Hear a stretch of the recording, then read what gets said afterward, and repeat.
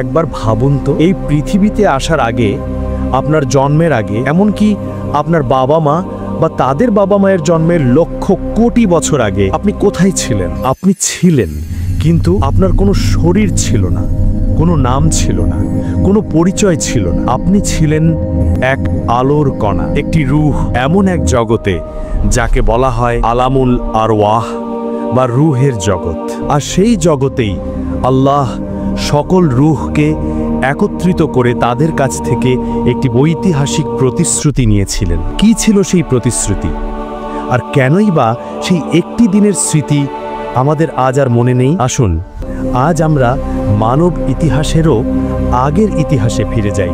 আজ আমরা আমাদের নিজেদের অস্তিত্বের সেই প্রথম অধ্যায়ের কথা জানব, যা আমাদের এই পৃথিবীর জীবনের ভিত্তি স্থাপন করেছিল। এটি হলো সেই রূহের জগতের পূর্ণাঙ্গ কাহিনী। এই বিশাল মহাবিশ্ব, এই আকাশ, জমিন, ফেরেশতা, সব কিছু সৃষ্টির বহু বহু কাল পরে আল্লাহ মানব জাতিকে সৃষ্টি করার ইচ্ছা করলেন। কিন্তু তিনি প্রথমে আমাদের শরীর তৈরি করেননি, তিনি প্রথমে তৈরি করেছিলেন আমাদের রূহ বা আত্মাকে। হাদিসে এসছে, আল্লাহ তাআলা হযরত আদম আলাইহিস সালামের পৃষ্ঠদেশ থেকে তার সকল সন্তানদের রূহকে, অর্থাৎ পৃথিবীর শুরু থেকে শেষ পর্যন্ত যত মানুষ আসবে তাদের প্রত্যেকটি রূহকে ছোট ছোট আলোর কণার মতো করে বের করে আনেন।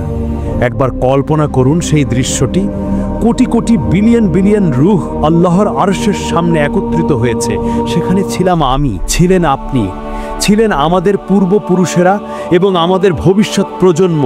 সবাই। সেই জগৎটি কেমন ছিল তা মানুষের পক্ষে পুরোপুরি কল্পনা করা সম্ভব নয়। সেখানে কোনো সময় ছিল না, কোনো স্থান ছিল না, ছিল শুধু আল্লাহর নূর আর তার অগণিত সৃষ্টি, রূহেরা। সেই রূহের জগতে আল্লাহ সকল রূহকে তার সামনে একত্রিত করলেন। তিনি তাদের কোনো শরীর দেননি, কিন্তু তাদের দিয়েছিলেন অনুভূতি, জ্ঞান এবং কথা বলার ক্ষমতা। এরপর তিনি তার সকল সৃষ্টিকে তার নিজের পরিচয় করিয়ে দেওয়ার জন্য ইতিহাসের সেই প্রথম এবং সবচেয়ে গুরুত্বপূর্ণ প্রশ্নটি করলেন। পবিত্র কোরআনের সূরা আরাফে আল্লাহ বলেন, তিনি সকল রূহকে জিজ্ঞেস করেছিলেন, আলাস্তু বিরব্বিকুম, অর্থাৎ আমি কি তোমাদের রব নই? এই একটি প্রশ্নের ওজন ছিল মহাবিশ্বের সব কিছুর চেয়েও ভারী। এই একটি প্রশ্নের উত্তরের উপরই নির্ভর করছিল আমাদের অস্তিত্বের মূল ভিত্তি।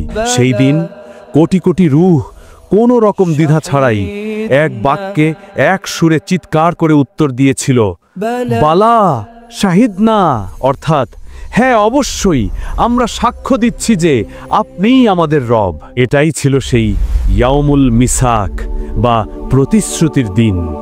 এটাই ছিল সেই চুক্তি যা আমরা প্রত্যেকেই এই পৃথিবীতে আসার আগে আমাদের রবের সাথে করেছিলাম। আমরা সেদিন স্বীকার করে নিয়েছিলাম যে আল্লাহই আমাদের একমাত্র স্রষ্টা, একমাত্র পালনকর্তা এবং একমাত্র উপাস্য। আল্লাহ তখন ফেরেশতাদের বললেন, তোমরা সাক্ষী থাকো, যাতে কিয়ামতের দিন কোনো মানুষ বলতে না পারে যে আমরা তো এই বিষয়ে কিছুই জানতাম না, অথবা আমাদের বাপদাদারা শিরক করত, আমরা তো শুধু তাদেরই অনুসরণ করেছি। এখন প্রশ্ন আসতে পারে, যদি আমরা সত্যিই এমন একটি মহান প্রতিশ্রুতি দিয়েই থাকি, তাহলে আজ কেন আমাদের সেই দিনের কথা মনে নেই? এর উত্তর হলো, আল্লাহ তার অসীম প্রজ্ঞায় আমাদের এই পৃথিবীর জীবনের পরীক্ষার জন্য সেই স্মৃতিকে আমাদের মন থেকে মুছে দিয়েছেন। যদি আমাদের সেই দিনের কথা পুরোপুরি মনে থাকতো, তাহলে তো এই দুনিয়ার পরীক্ষা আর পরীক্ষাই থাকতো না। সবাই তো খুব সহজেই আল্লাহর উপর ঈমান আনত। কিন্তু আল্লাহ চেয়েছেন যে আমরা তাকে না দেখেই শুধুমাত্র তার পাঠানো নিদর্শন এবং নবী রাসূলদের কথার উপর ভিত্তি করে সেই পুরনো প্রতিশ্রুতিকে আবার নতুন করে খুঁজে নেই। যদিও আমাদের স্মৃতিতে সেই দিনের কথা নেই, কিন্তু আমাদের অন্তরের গভীরে, আমাদের ফিতরাত বা স্বভাবের ভেতরে সেই প্রতিশ্রুতির একটি ছাপ রয়ে গেছে। এ কারণেই যখন আপনি কোনো বিশাল পাহাড় বা অনন্ত আকাশের দিকে তাকান, তখন আপনার মনে স্রষ্টার বিশালতার এক অনুভূতি জন্মায়। এ কারণেই কোনো বিপদে পড়লে আমাদের মুখ থেকে অজান্তেই শব্দটা বেরিয়ে আসে, হে আল্লাহ। আমাদের ভেতরের এই অনুভূতিই হলো সেই হারিয়ে যাওয়া স্মৃতির প্রতিধ্বনি। এভাবেই রুহের জগতে আমাদের প্রথম পরীক্ষা শেষ হয়েছিল। আমরা সবাই সফলভাবে আল্লাহর প্রভুত্বের সাক্ষ্য দিয়েছিলাম। যখন রুহের জগতের সেই ঐতিহাসিক প্রতিশ্রুতির দিন শেষ হলো, তখন আল্লাহ তার অসীম জ্ঞান এবং কুদরতে সেই কোটি কোটি রুহকে দুটি প্রধান দলে ভাগ করলেন। হাদিসে এসছে, আল্লাহ এক মুঠিতে কিছু রুহ নিলেন এবং বললেন, এরা জান্নাতের জন্য এবং আমি কোনো পরোয়া করি না। এরপর তিনি আরেক মুঠিতে বাকি রুহগুলো নিলেন এবং বললেন, আর এরা জাহান্নামের জন্য এবং আমি কোনো পরোয়া করি না। এই কথা শুনে হয়তো আমাদের মনে প্রশ্ন আসতে পারে, তাহলে আমাদের দুনিয়ার পরীক্ষার আর কি অর্থ রইল? এর উত্তর হলো, আল্লাহ তার পূর্ব জ্ঞান বা ইলমে গাইব থেকে আগে থেকেই জানতেন যে কোন রুহ দুনিয়াতে গিয়ে তার হুকুম মানবে আর কোন রুহ মানবে না। তিনি কারো উপর জুলুম করেননি, বরং তিনি শুধু তার অসীম জ্ঞান থেকে চূড়ান্ত ফলাফলের একটি ঘোষণা দিয়েছিলেন। দুনিয়ার এই জীবন হলো সেই জ্ঞানেরই একটি বাস্তব প্রমাণ, যাতে কিয়ামতের দিন কেউ বলতে না পারে যে আমাকে তো পরীক্ষা করার সুযোগই দেওয়া হয়নি। এই বিভাজনের পর আল্লাহ প্রত্যেকটি রুহের জন্য তার তাকদীর বা ভাগ্য নির্ধারণ করে দিলেন। কলমকে আদেশ করা হলো লেখার জন্য। কলম জিজ্ঞেস করলো, হে আমার রব, আমি কি লিখব? আল্লাহ বললেন, লেখো, কিয়ামত পর্যন্ত যা কিছু ঘটবে সব কিছু লিখে রাখো। সেই মুহূর্তে আল্লাহর হুকুমে কলম লাউহে মাহফুজ নামক এক সংরক্ষিত ফলকে প্রত্যেকটি রুহের জীবনের পূর্ণাঙ্গ নকশা লিখে ফেলল। সেখানে লেখা হলো, আপনি কোন বাবা মায়ের ঘরে, কোন দেশে এবং কোন সময়ে জন্মগ্রহণ করবেন, আপনার গায়ের রং, আপনার চেহারা এবং আপনার শারীরিক গঠন কেমন হবে, আপনার জীবনে আপনি কতটুকু রিজিক বা সম্পদ লাভ করবেন, এক বিন্দু কমও না এক বিন্দু বেশিও না, আপনার জীবনে কি কি বিপদ আপদ বা সুখ শান্তি আসবে, এবং আপনি কত বছর, কত মাস, কত দিন, এমনকি কত সেকেন্ড বেঁচে থাকবেন, আপনার মৃত্যুর সময় এবং স্থান পর্যন্ত সেখানে লিখে রাখা হলো। সব কিছু। আপনার জীবনের এমন কোনো ছোট বা বড় ঘটনা নেই যা সেদিন লেখা হয়নি। তাকদীর লেখার পর সেই রূহগুলোকে আবার তাদের জগতে ফিরিয়ে দেওয়া হলো।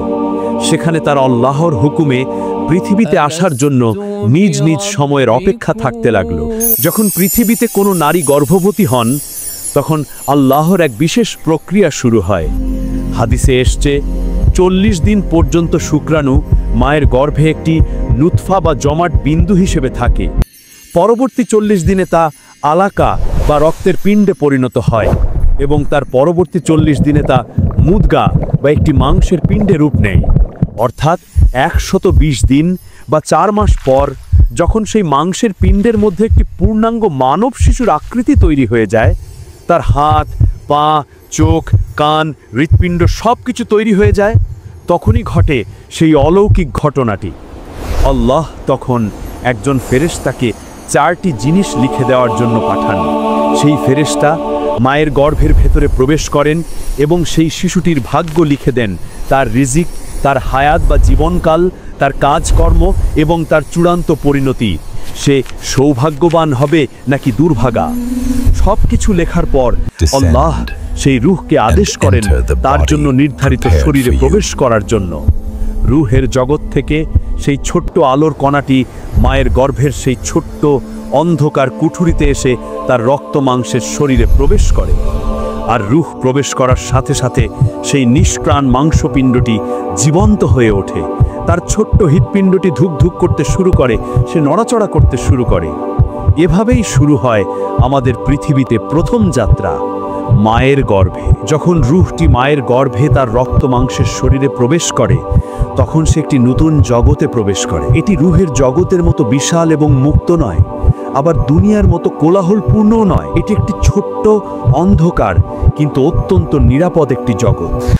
সেই অন্ধকার কুঠরিতে রূহটি একাকী থাকে না, সে তার মায়ের অনুভূতির সাথে মিশে থাকে।